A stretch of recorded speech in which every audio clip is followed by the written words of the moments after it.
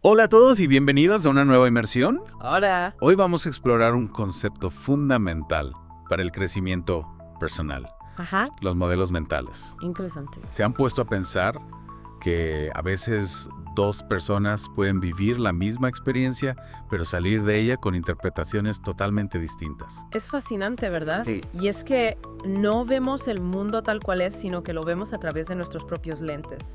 Estos lentes son los modelos mentales, ideas preconcebidas, generalizaciones, imágenes, incluso historias que llevamos dentro y que moldean nuestra comprensión de la realidad. Me gusta esa idea de los lentes. Es como si cada uno de nosotros tuviera un filtro único Sí, que colorea la forma en que percibimos el mundo. exacto. Y muchas veces ni siquiera somos conscientes de que lo estamos usando. Exactamente.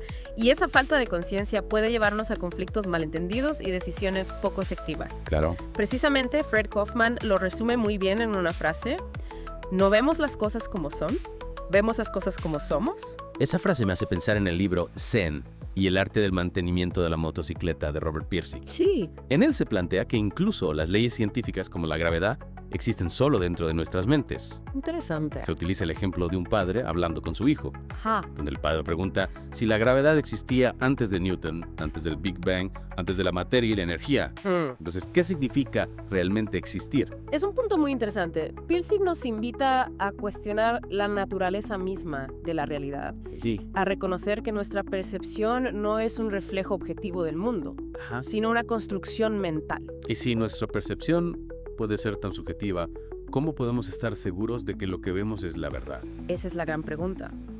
Y para explorar esto podemos recurrir a las ilusiones ópticas. A las ilusiones ópticas. Sí, por ejemplo, la clásica imagen que puede ser un jarrón o dos caras. Sí, sí. La recuerdo. Dependiendo de cómo la mires, ves una cosa u otra. Y ninguna de las dos interpretaciones es correcta o incorrecta en sí misma. Exacto. Lo que vemos no está definido en la imagen, Ajá. sino en cómo nuestro cerebro interpreta la información visual. Ya veo. Lo mismo ocurre con la imagen de la caja que parece cambiar de perspectiva, Sí. o la del libro abierto que desde otro ángulo se convierte en una boja. Interesante. Nuestra mente construye la realidad que percibimos, Es decir, que la realidad no es algo fijo e inmutable, ¿no? sino que se moldea en función de nuestros modelos mentales. Precisamente, y aquí entra en juego el concepto de contexto. Hay un contexto en el mundo como un balance financiero y luego está el contexto de nuestra mente, Ajá. es decir, nuestros modelos mentales. Para entender esto mejor, podrías dar un ejemplo. Claro, imagina el número 1,504-483.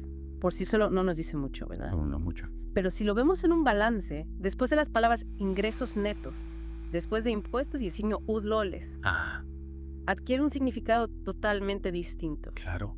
El mismo número puede representar una pérdida o una ganancia millonaria, dependiendo del contexto en el que se presenta. Exactamente, y esto nos lleva a una idea fundamental. Nuestros modelos mentales actúan como filtros que determinan cómo percibimos, sentimos, pensamos e interactuamos con el mundo. Entonces, podríamos decir que los modelos mentales son como un software que nos permite navegar por la realidad. Es una buena analogía. Sí, Nos ayudan a simplificar la complejidad del mundo y a tomar decisiones rápidamente. claro. Sin ellos nos sentiríamos abrumados por la cantidad de información que recibimos constantemente. Es cierto, sería agotador tener que analizar cada detalle de cada situación desde cero. Totalmente. Pero si los modelos mentales son tan útiles, Mm. porque a veces nos causan problemas. Porque como todo software también tiene sus limitaciones, su principal problema es la inflexibilidad. Entiendo. Cuando nos aferramos rígidamente a un modelo mental, podemos perder oportunidades, generar conflictos e incluso cometer errores que pueden tener consecuencias graves. De hecho, hay estadísticas alarmantes sobre el fracaso de empresas y matrimonios. Podría ser que la inflexibilidad en nuestros modelos mentales tenga algo que ver con esto. Sin duda, la incapacidad de adaptarnos a nuevas realidades, de cuestionar nuestras propias creencias y de ver las cosas desde otras perspectivas puede llevarnos a tomar decisiones que nos perjudican a nosotros mismos y a los demás. Si los modelos mentales pueden ser tan limitantes, ¿de dónde vienen? ¿Cómo se forman? Esa es una pregunta clave. Y para responderla, tenemos que entender que nuestros modelos mentales se construyen a partir de 4 grandes influencias: nuestra biología, el lenguaje, la cultura y la historia personal. Empecemos con la biología. Nuestros sentidos tienen limitaciones físicas. Por ejemplo, un perro puede oír sonidos que nosotros no podemos percibir, o un murciélago puede usar la ecolocalización para navegar en la oscuridad. O incluso pensemos en las personas con daltonismo que perciben los colores de manera diferente a quienes no lo tienen. Exacto. Nuestra biología, lo que nuestros sentidos pueden captar, influye directamente en nuestra experiencia del mundo y por lo tanto en la formación de nuestros modelos mentales. ¿Y el lenguaje cómo influye en la creación de estos modelos? El lenguaje no solo describe la realidad, sino que también la construye. No podemos percibir algo para lo que no tenemos palabras. Piensa, por ejemplo, en la Edad Media. No existía el concepto de teléfono. Si le hubieras mostrado un teléfono a alguien de esa época, ¿crees que lo habría visto de la misma forma que lo vemos nosotros? Probablemente no. Al no tener un concepto o una palabra para describirlo, su mente no habría podido interpretar ese objeto. Exacto. El lenguaje nos da las herramientas para nombrar, categorizar y comprender el mundo que nos rodea, y eso inevitablemente moldea nuestros modelos mentales. ¿Y la cultura, cómo entra en juego? La cultura es como un modelo mental colectivo, un conjunto de creencias, valores y normas compartidas por un grupo social. Es decir, que la cultura nos proporciona un marco de referencia para interpretar el mundo. Así es. Y a veces esas creencias o normas pueden persistir incluso cuando ya no son relevantes o beneficiosas. Para ilustrar esto hay una historia muy interesante sobre un experimento con monos. ¿De qué se trata? Me encantan las historias con monos. Se colocó un grupo de monos en una jaula con un plátano en el centro. Cada vez que un mono intentaba alcanzar el plátano, los investigadores lo rociaban con agua fría. Después de algunas veces, los monos aprendieron que no debían acercarse al plátano. Es decir, crearon una especie de tabú alrededor del plátano a partir de su experiencia. Exacto. Lo interesante es que a medida que los monos originales eran reemplazados por otros nuevos, cada vez que un mono nuevo intentaba alcanzar el plátano, los demás lo golpeaban para evitar que lo hiciera. Increíble. Como si el miedo al agua fría se hubiera transmitido de generación en generación, aunque los nuevos monos nunca lo hubieran experimentado. Exactamente. Habían interiorizado la norma cultural, el tabú del plátano, sin cuestionar su origen ni su validez. Y eso nos lleva a pensar cuántas veces nosotros también actuamos de la misma manera. ¿Cuántas veces seguimos reglas o evitamos ciertas cosas sin preguntarnos por qué? Es una pregunta que nos invita a reflexionar sobre la influencia de la cultura en nuestra vida. Y por último tenemos la historia personal. Nuestras experiencias individuales, desde la infancia hasta la adultez, también juegan un papel fundamental en la formación de nuestros modelos mentales. Por ejemplo, un niño que creció con padres autoritarios puede desarrollar la creencia de que todas las figuras de autoridad son represivas. O alguien que sufrió una traición puede generalizar esa experiencia y pensar que nadie es confiable. Así es. Nuestra historia personal, las heridas del pasado, los éxitos y los fracasos van moldeando nuestra forma de ver el mundo y de relacionarnos con él. Entonces, si sumamos la biología, el lenguaje, la cultura y la historia personal, tenemos una mezcla única de influencias que da forma a nuestros modelos mentales. Exactamente.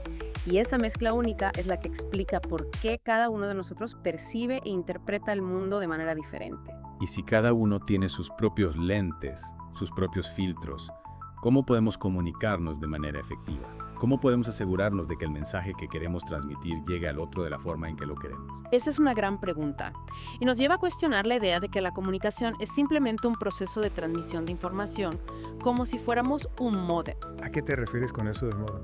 La teoría del módem, como se le llama, asume que la comunicación es un proceso lineal en el que un emisor codifica un mensaje, lo envía a través de un canal y un receptor lo decodifica. Es decir, que la información se transmite sin alteraciones. Pero si cada uno tiene sus propios modelos mentales, sus propios filtros, esta información no llega de la misma forma a todos. Exactamente.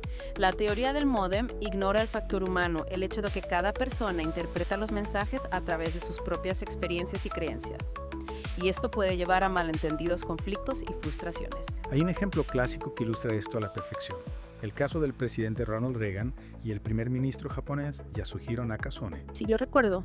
Durante una reunión, Reagan interpretó que Nakasone estaba de acuerdo con sus propuestas porque asentía con la cabeza y decía, ¡ay! Pero en la cultura japonesa, ¡ay! No significa necesariamente sí estoy de acuerdo, sino que puede significar simplemente sí le estoy escuchando. Es decir, que Reagan interpretó el ay de Nakasone a través de su propio modelo mental, su propia comprensión del lenguaje y de la cultura japonesa. Exacto. Y esto generó una situación incómoda en la conferencia de prensa final, ya que las expectativas de Reagan no se correspondían con la realidad. Este ejemplo nos muestra lo importante que es ser conscientes de que las palabras pueden tener diferentes significados dependiendo del contexto cultural y de los modelos mentales de cada persona. Precisamente. A esto se le llama polisemia. Y la polisemia no solo se aplica a las palabras, sino también a los gestos, a las expresiones faciales, a los tonos de voz. Todo lo que comunicamos puede ser interpretado de múltiples maneras. Entonces, ¿cómo podemos mejorar nuestra comunicación, teniendo en cuenta la polisemia y la influencia de los modelos mentales? En primer lugar, debemos ser conscientes de que nuestra percepción de la realidad es subjetiva, no objetiva.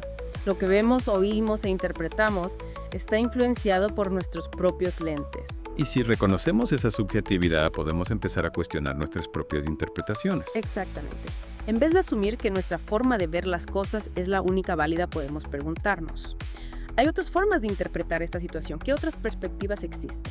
Es decir, abrirnos a la posibilidad de que nuestra interpretación no sea la única ni necesariamente la correcta. Así es. Y esto nos lleva a otro concepto clave: la flexibilidad mental. ¿Qué es exactamente la flexibilidad mental y por qué es tan importante? La flexibilidad mental es la capacidad de adaptarnos a nuevas situaciones, de cambiar nuestras perspectivas cuando las circunstancias lo requieren. Es como tener una caja de herramientas mentales con diferentes opciones para cada problema. Cuanto más amplia sea nuestra caja de herramientas, mejor equipados estaremos para enfrentar los desafíos de la vida. Exactamente. La flexibilidad mental nos permite responder de manera más efectiva a los cambios, resolver problemas de manera más creativa y tener relaciones interpersonales más satisfactorias. Pero si la flexibilidad mental es tan beneficiosa, ¿por qué a veces nos cuesta tanto ser flexibles? ¿Por qué nos aferramos a nuestros modelos mentales incluso cuando nos causan problemas? Porque la certeza nos da una sensación de seguridad, aunque nuestros modelos mentales no sean del todo precisos, nos proporcionan un marco de referencia, una forma de entender el mundo que nos resulta familiar y controlable. Es decir, que la rigidez mental, aunque nos limite, nos da una falsa sensación de control. Exactamente. Y es esa falsa sensación de control la que nos hace resistirnos al cambio, aunque el cambio sea necesario para nuestro crecimiento. A esto se le llama la trampa de la certeza. La trampa de la certeza. Me gusta ese nombre. Suena a algo que debemos evitar. Lo es.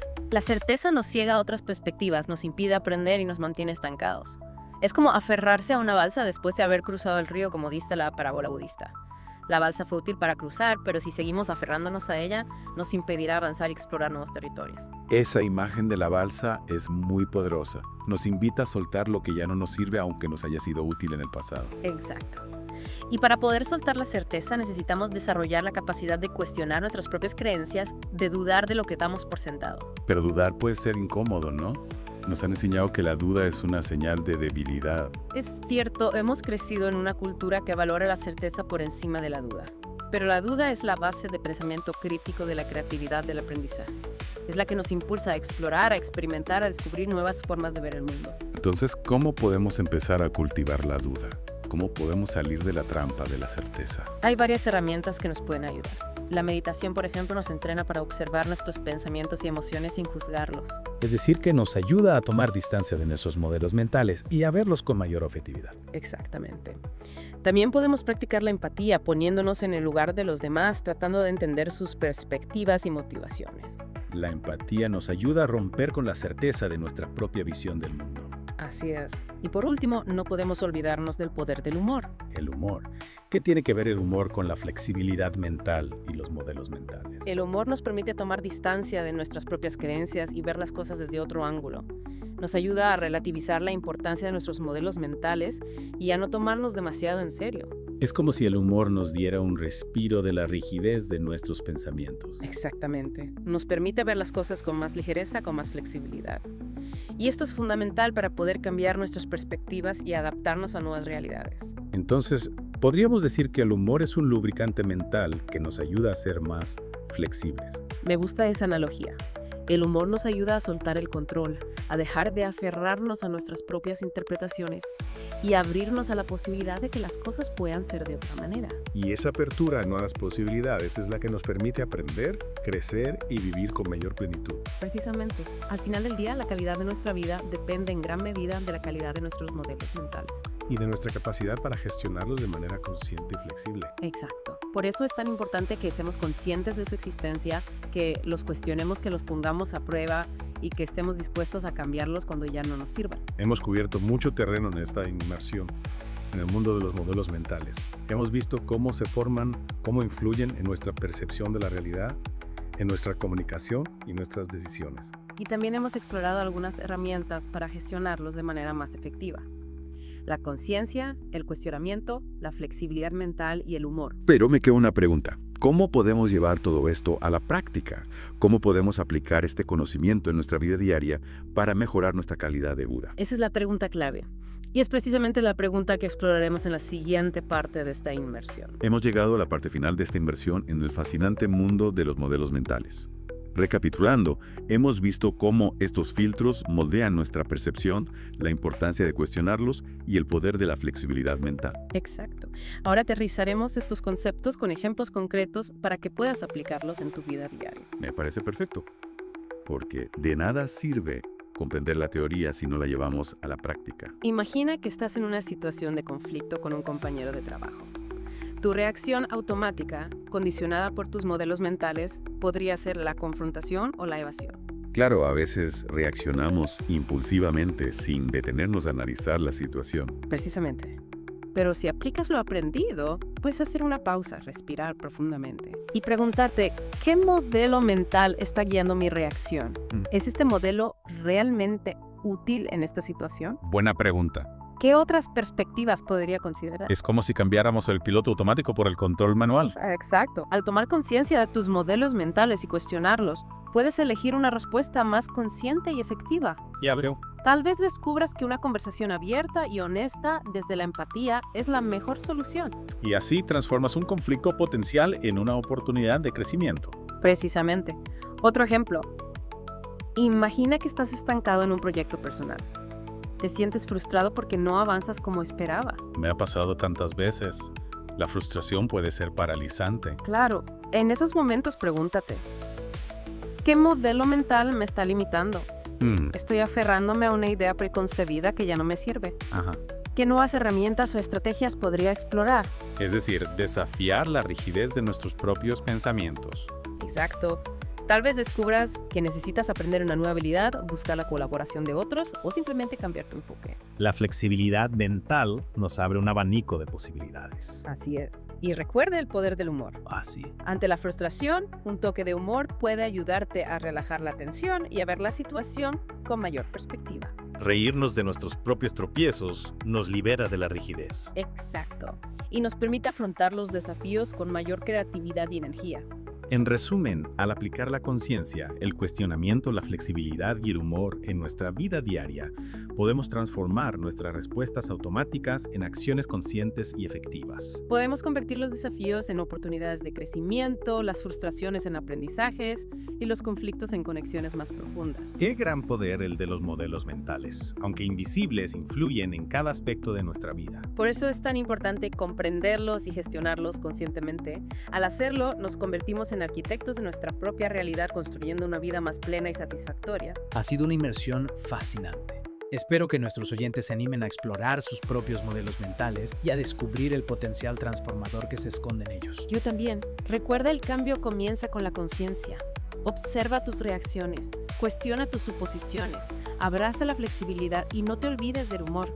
Te invito a reflexionar sobre cómo los modelos mentales están impactando en tu vida diaria y cómo puedes usar este conocimiento para mejorar tu calidad de vida. Hasta la próxima inmersión.